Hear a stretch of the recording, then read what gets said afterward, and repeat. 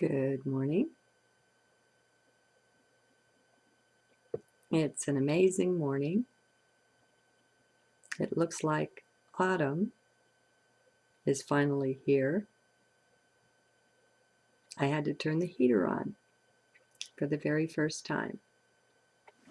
But I love the outdoor, the freshness of the air and the sounds of the birds and the crickets and things so much. My windows are always open. I don't care if there's snow out there, my windows are open a bit. I just won't be cut off from it. I feel for people that work in buildings where they've been foolish enough to seal them all up. That's crazy. Absolutely crazy. Oh, well, that's the way it's been. Things are changing now. We're taking things back. We're taking ourself back. And in the process of doing that, we'll take the earth back as well. It won't be like it has been. The days of our most intense suffering are over. That's finished. Absolutely done. Now, I apologize for the way the camera's kind of shaking, as if I'm shaking. I have everything else shut down. I don't have another window open, minimized, or anything, only the webcam. And with 3 gigabytes of RAM, you'd think that would be enough for a simple webcam to operate. Although I do have it on more of an HD setting. But, too bad. If it's bothersome, just don't look at the image. The energy flows through regardless. So, as I awoke this morning, of course, even before I get up, I consecrate my day, usually. But as I was moving about, taking my morning things, the tinctures, the probiotics, and finally putting the coffee maker on,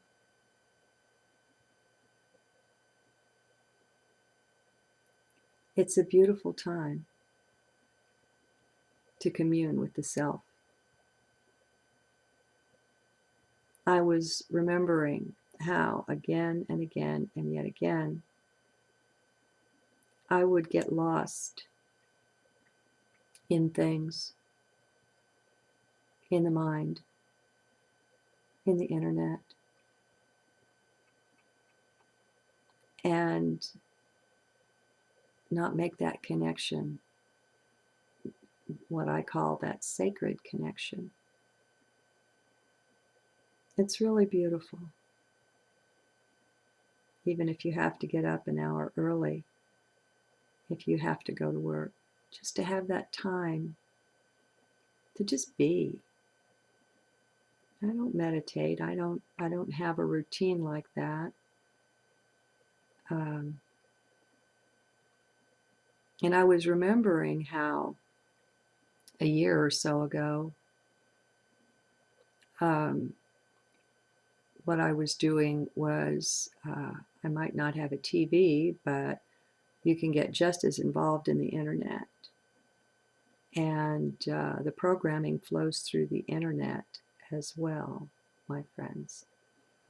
And so one thing I like to do is I have an invocation that I make for being surrounded in light, and to have light beings standing guard, mirroring back anything negative that would come my way, so that the sender can get a taste of what they're sending, and I can be at peace and in love here.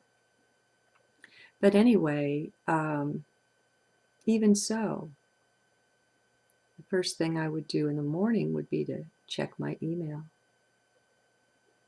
or check the weather, or just get online, And then pretty soon you're pulled into that.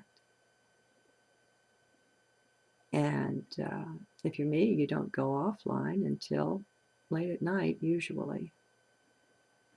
And so I guess I was so unreachable by spirit that spirit had to finally come through in the journals and issue a warning and say that if I wanted to connect up closely, I needed to get off the internet. It didn't say it that way. I don't remember exactly. I just remember getting the warning through the journal to back off from the media. And internet is one form of media. I think it's a more intelligent form since it's easy to get your news from alternative news sources and get something closer to the truth. Frankly, I'll tell you, if you want something closer to the truth, don't listen to news from the USA. BBC isn't the greatest, certainly, but they're better than what we've got. And you'll find other countries are giving out more information on what's going on here than you get if you listen to the standard NBC, ABC, CBS routine. CNN included, Fox News, all of it. I used to like Fox. I tend to be more conservative than liberal because I feel like you're standing on your own 2 feet. It's not that I'm this or that. I just like to stand on my own 2 feet and don't like the idea of government handouts and government having really any power at all. So naturally, I would, tend in that direction. Kismet, no, no. You don't need to bark at other dogs. He's not fixed. And so he's got a little bit more moxie than perhaps, the average pet. This is the first time I've had a papered, whatever you call it, a registered critter. And it's a little bit different. He's wonderful. Okay, so as I sat here, I was remembering how many times I slipped back into spending too much time connected, plugged in. And just musing on that, how it's so important to be in the present. That's where I find contact with spirit, is in my now. And we tend to slip out of our now when we're watching a movie or just being online, answering email. We tend to be in the mind. And once again, there's nothing wrong with mind. But what I find is mind takes a much more limited perspective. There is a real, I think mind would even call it magical. There is a real unlimited anythingness that we can connect up with deep in our center, in our quiet time. And it goes so far beyond what mind can see, and the way that it is, the way that it works or operates, or the way I experience it, its very nature violates so many of the beliefs held by mind about what's possible and what's not. And so, it's just more comfortable to put mind in the back seat. And once you start trying to do that, separate out from the mind a bit, frankly, it's not going to go willingly into the back seat. I find, or for me, there was a period where it was in the passenger seat up front with me. And it didn't always stay buckled in there either. Sometimes it wanted to drive. And so I found mine to be rebellious. I mean, it's like the Illuminati. It's been in power. It's been running the show like forever, for the whole lifetime. That's how we're trained. That's how we're programmed. And we don't know anything else, you know? If you don't know the questions to ask, how can you ask them? These things aren't presented to us young enough. Now, our youngsters today, that's different. But anyway, it took a while, and it took a real intensity of focus and will. I had set my intent that my being was going to drive. Sometimes I call it heart. You could call it being, soul, essence, you know. The innermost part of me was going to be in charge. And I had to stay alert because mind was always trying to weasel in. And often it did. And so I would count my successes by the moments I could stay consistently within. And then I'd catch myself, you know, with mind in control for a while, and that would just be the reminder, oops, and I'd go back inside if I was present. If I wasn't present, I wouldn't catch myself, so that goes together. But anyway, now I'm not sure about this, but the way I've conceptualized it, if you will, is that eventually mind develops a respect for the goings-on that occur while you're in heart. But mind has to watch quite a bit and see the way things just come together. The synchronicities pile up and all kinds of things that mind couldn't understand before.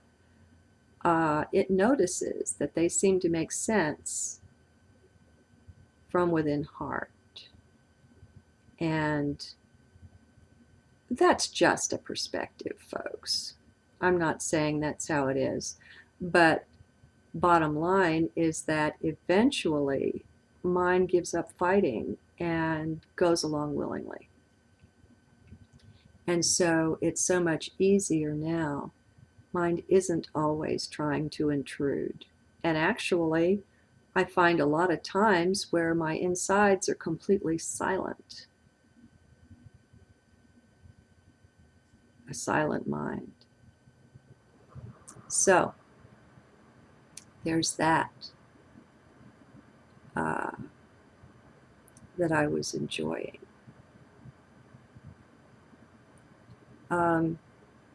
When we're silent like that is when we can connect up more with who and what we are.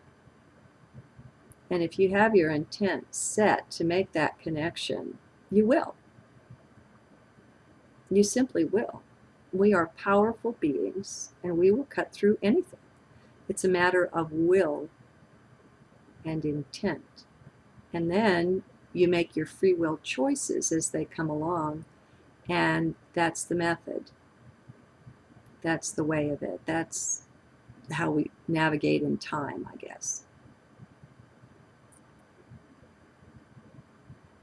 Something else that's going on with me now that it's changing, I thought I would share, and that is that it's been probably a year ago. I kicked everyone out. All the angels, all the masters, all the beings, all of them. I've stayed open to elemental life, but as far as sentient beings of any kind, I remember I got disgusted when yet another one I had vested a certain amount of trust in. I had thought it was a particular being that I was communicating with, and come to find out it wasn't. And it another imposter, you know. And so I shut the door. Now, you cannot choose to just experience angels. You cannot choose to just have cheerful thoughts. Well, I guess you can. Anyway, when you shut yourself down to anything, you shut yourself down to everything like that. And so I realized that I was working with my spiritual guide and beings of light, and that they got cut off there too. But that was just the way I wanted it.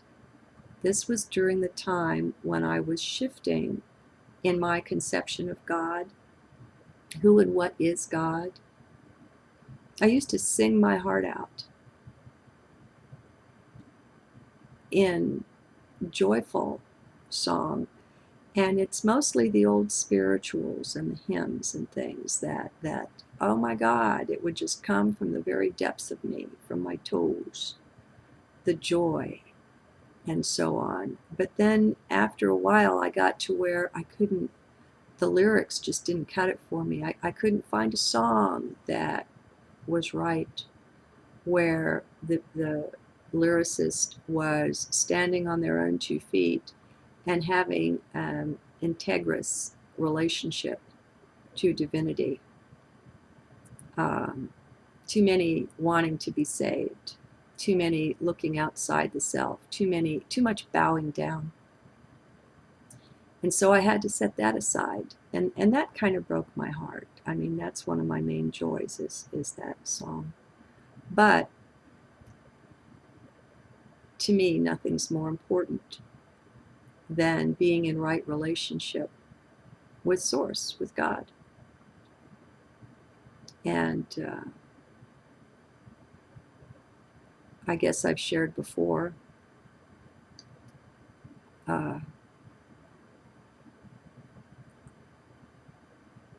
we can find God within.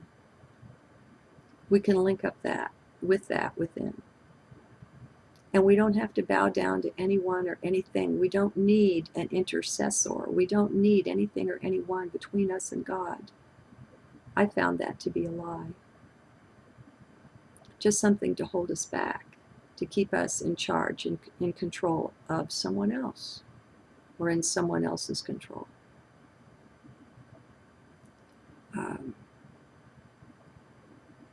I refused to bow down even to any book, any scripture, any writing, anything and anyone. I was determined to find God within.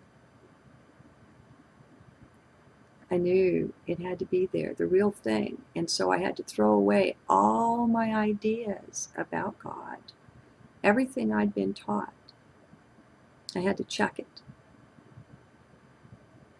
And so I even quit praying. I mean, I couldn't. How can you formulate a prayer when you don't know who you're talking to, huh? It was an interesting time as I look back. I mean, I didn't think about it at the time. You just do what heart leads you to do, and you're going to be fine. I don't care what it is. But what I find now is that I'm finally coming out of that. And recently, more and more, I've opened the door of my heart and my being with a willingness to communicate and start the dialogue again with the light beings that are here. They're all around to help us make this transition into higher frequency. The Andromedans don't call it ascension. They have a committee on their council, and it's upliftment. And they say it's commonly done. It's just how beings progress from one level to another. And they like to support that, as we do too. I mean, there's a lot of us that are light beings that have come down from higher dimensions to incarnate here, to forget everything along with everyone else, and to remember, to remember as a group. And so we have light beings above in higher densities and dimensions, and we have light beings incarnate. I would say many, if not most, of our youth are these light beings that have no need to be here for their own development. That's not why they're here. And so we're all recollecting, recollecting. We've been dismembered. We are remembering together.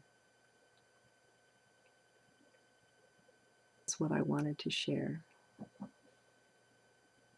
on this bright and beautiful morning, even though the sun doesn't appear there. It's easy enough to remember the sun is always shining, no matter what seems. What's a small layer of clouds on, frankly, a small planet? Huh? That's nothing between you and the sun. We're all one.